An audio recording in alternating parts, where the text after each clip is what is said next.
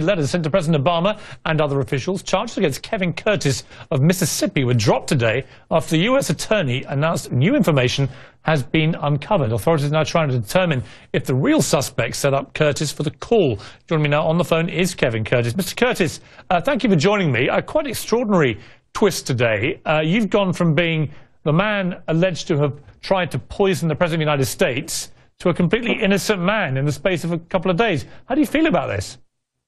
I'm overwhelmed, and I'm extremely happy to be vindicated and out and be able to see my kids again. I haven't seen them yet. I haven't seen them for 7 days. I've been staring at 4 gray walls for 7 days, isolated. I couldn't be out in open population because I was on the news every day, and I didn't even know I was on the news until today. I mean, when you're sitting there, you were sitting there for 7 days, like you say, staring at 4 walls in custody, yes, and had you been convicted of this crime, you probably would have never come out of there. You're a father of 4. How do you feel? What were you thinking in there? You just said it. I kept thinking, this is serious. It took 24 hours for me to even be educated and informed on the actual charge. I heard the word ricin for the first time in my life by a federal agent, Homeland Security, while being interrogated for 4 hours at a federal building in Oxford, and I thought he said rice for about an hour, and I said, I don't even eat rice usually, you know, I'm not even a rice lover. Your phone's going crazy. And they told me, oh, you know what it's about. You know what you did, and I'm standing there in front of my home with my little puppy Moo Cow, and I'm completely overwhelmed at the hooded machine gun guys. It looked like a scene out of a movie, and I was overwhelmed, and I just kept asking, what is rice and what did I do? And they just kept on, you know what you did, you know what this is about, don't try to act with us, we already know. And so I was already assumed guilty before I was even told what it was about. So that's the one thing that's really been bothering me, because we're here in the United States of America, we're innocent until proven guilty is what I've been told my whole life. So I completely felt I was guilty until I could prove my innocence. And I can't help but think now how many people are thrown in jail because circumstantial evidence and somebody can frame you that easily. Let me come to that. The belief is that you were set up. Do you have a suspicion as to who has done this to you?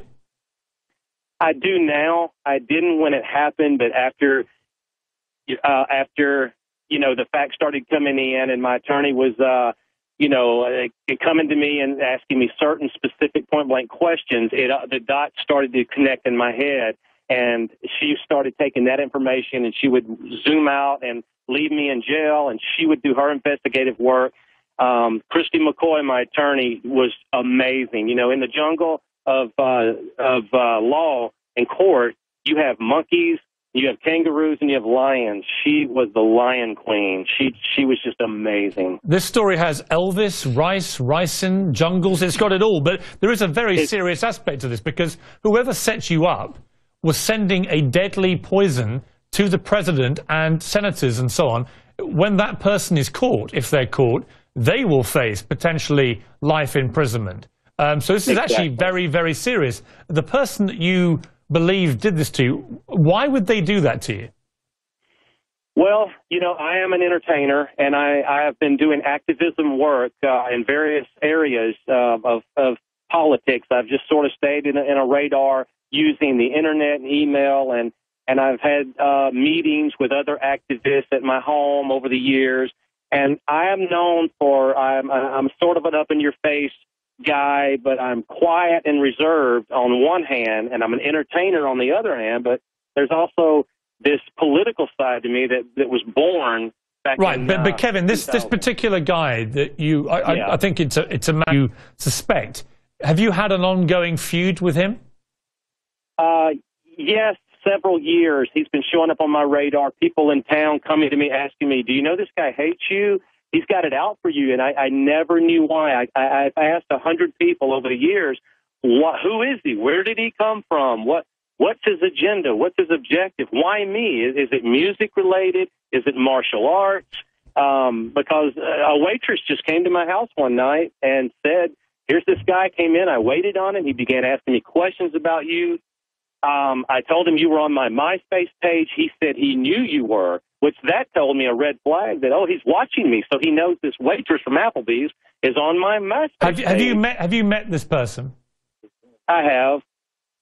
And was I ran into him at a local restaurant a few years back. And was it a hostile encounter? Pardon me?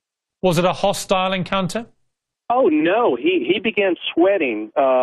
He couldn't control. It was a very cool day, and he began sweating like crazy. His face turned blood red, and he took off his jacket and he loosened his tie. And I asked him. I said, "So you got this newspaper? You sent a waitress to my home and said you'd like to interview me for the newspaper you own." And it was a free publication that he handed out in Northeast Mississippi to all the restaurants and businesses. And I said, well, here I am. You want to interview me about this controversial story about I found body parts in the refrigerator of the North Mississippi Medical Center, and you will publish my story. But when I called him out on it, he was like, no, I can't touch it. I'm running for politics. I'm in politics, and I'm running for District 16 in the Republican Party. Kevin, the more you speak about this, the more bizarre it gets. We now have body parts in a hospital added to the mix of Elvis, Jungles, and Ryson, and goodness knows what else. Final question. Do you expect this person to now be interviewed by the authorities? Have they led you to believe that will happen? To my understanding, he already is, and his home is quarantined by the federal agents. And you must feel pretty relieved tonight. Oh, it's like a train has been lifted off of my shoulders, sir. Will you be singing this weekend? Are you performing? I'm going to be on Good Morning America in the morning. I'm going to Memphis, Tennessee. From that, there's a few other shows. People are calling about publishing my book and my music, and so much is happening so fast. I haven't slept the 6 hours in 5 days. So I just right now I want to find my dog Mukau, and I want to see my kids. Kevin, I don't blame you at all, and I'm sorry for what you've been through. It must have been hell on earth for last week, and I'm glad that they finally worked out that it wasn't you, and you can get on with your life. Thank you for joining me. Thank you so much.